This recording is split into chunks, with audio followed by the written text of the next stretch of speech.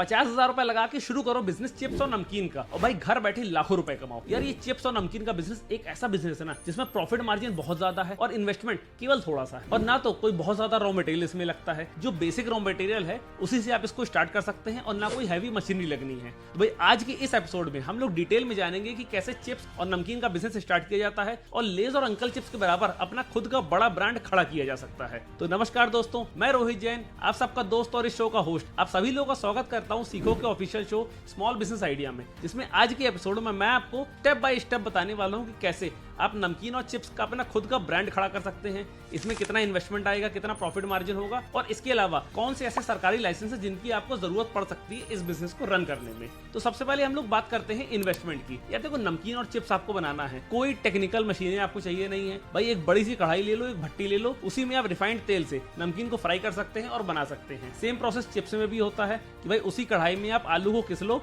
और किस के सुखा के उसको फ्राई करके आप उसके चिप्स बना लो। लेकिन यार बात आती है कि यार ब्रांड, क्योंकि यार लोग ना आजकल ब्रांडेड हो गए हैं, उनको हर सामान ब्रांडेड चाहिए होता है। तो यार देखो, एक 50,000 की सिंपल सी मशीन आती है पैकिंग वाली, वो 50,000 की मशीन खरीद लो। उस 50,000 की मशीन पे आप कुछ भी आइटम पैक कर सकते हो, भले आपको नमकीन पैक करना हो, चिप्स पैक करना हो, या फिर कुछ और भी अगर आपको पैक करना है ना, तो उसी मशीन से आप पैक कर सकते हैं। ये मशीन आपको इंडिया मार्ट में बहुत इजीली मिल जाएगी। आपको केवल सर्च कर लेना पैकिंग मशीन। पैकिंग मशीन आपको ले लेना है और अपने नमकीन और चिप्स को उस पर पैक करना स्टार्ट कर देना है। एक 100 रुपए का आपको फसाई का लाइसेंस लेना है, जिसको फूड लाइसेंस भी बोलते हैं। उसका रजिस्ट्रेशन केवल 100 रुपए का होता है, और इनिशियल लेवल पे केवल आपको 100 रुपए वाले लाइसेंस की ही जरूरत है। ऐसा नहीं कि आपको लाखों या हजारों कोई लाइसेंस बनवाना पड़ेगा। और कोई अगर आपको ऐसा बोलता भी है ना, तो भाई उसको ये वीडियो दिखा देना कि यार आपको केवल 100 रुपए के लाइसेंस की जरूरत है। वो लाइसेंस आपका 1 साल तक वैलिड रहेगा, और उसका फसाई नंबर आप अपने पैकेट में डाल भी सकते हो। भाई ये 2 काम तो आपके हो गए, आपकी मशीन आ गई और आपका पैकिंग मटेरियल रेडी हो गया। अब भाई आपको तैयार कर लेना एक अच्छी सी रेसिपी,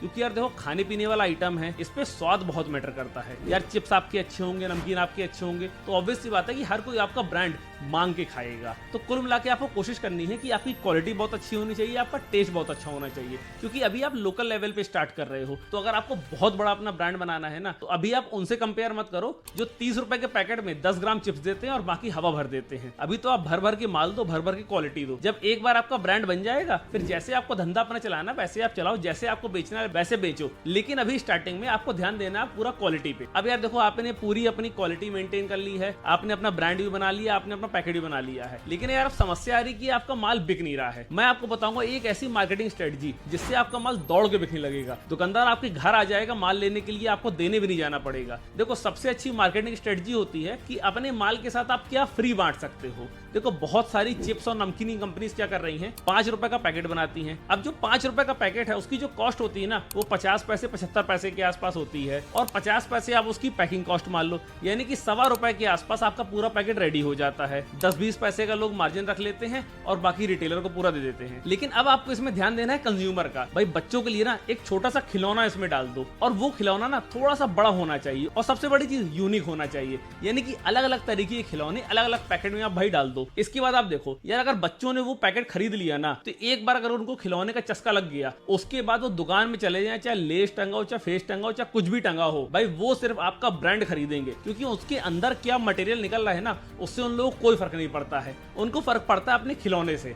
और यार वो खिलौना देख के जो बच्चों के चेहरे पे स्माइल आती है ना, वो बड़ी गजब होती है। और इसी स्ट्रेटजी को यूज करके मैं आपको बता रहा हूँ कितने ऐसे ब्रांड्स हैं जिनका टर्नओवर आज 100 करोड़ के भी ऊपर जा चुका है। भाई आप तो अभी इनिशियल लेवल पे शुरू कर रहे हो, अगर आपका टर्नओवर 10 लाख 20 लाख 50 लाख भी पहुंच जाता है ना, तो यार बहुत बड़ी बात है। और अगर इतना टर्नओवर आप स्टार्टिंग लेवल पे लेके आ रहे हो ना, तो आपको लेस के बराबर बड़ी कंपनी बनने से कोई रोक नहीं पा रहा है। बहुत सारे ऐसे एग्जाम्पल हैं, बहुत सारी ऐसी कंपनीज हैं जो इसी स्ट्रेटजी को यूज करके लाखों रुपए कमा रही हैं। एक चीज का आपको और ध्यान रखना है कि यार पैकिंग थोड़ी सी यूनिक करना और ब्रांड थोड़ा सा यूनिक बनाना, क्योंकि होता क्या है ना, जो बच्चे होते हैं वो पैकेट का कलर और पैकेट के बाहर क्या खिलौने बने हुए हैं या पैकेट के बाहर कैसी पेंटिंग्स बनी हुई है, इन चीजों को भी बहुत मैटर करते हैं। और दुकानदार जब इनको अपने सामने टांगता है और बच्चे उसको देखते हैं, तो वो जिद करने लगता है कि मुझे यही वाला पैकेट चाहिए, क्योंकि उसको पता रहेगा कि इस पैकेट में ऑलरेडी खिलौना निकलने वाला है। तो कोशिश करिए कि जो पैकिंग की डिजाइन बनवाइए वो बड़ी अच्छी बनवाइए।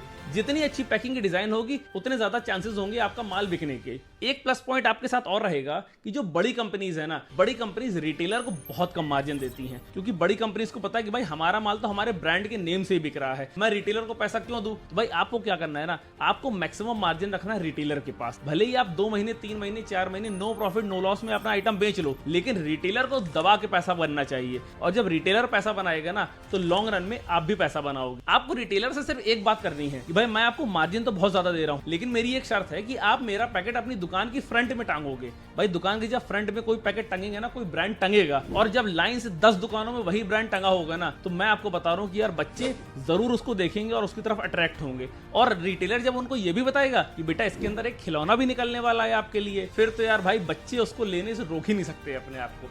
इस तरीके से भाई आप अपने ब्रांड को मार्केट में एस्टेब्लिश कर सकते हो। और ये इतना स्केलेबल बिजनेस है कि भाई आप एक सिटी से दूसरी सिटी, दूसरी सिटी से तीसरी सिटी, तीसरी सिटी से 10वीं सिटी, और पूरा स्टेट एक बार में कवर कर सकते हो। जब आपका स्टेट कवर हो जाता है, तब आप अदर स्टेट की तरफ भी मूव कर सकते हो।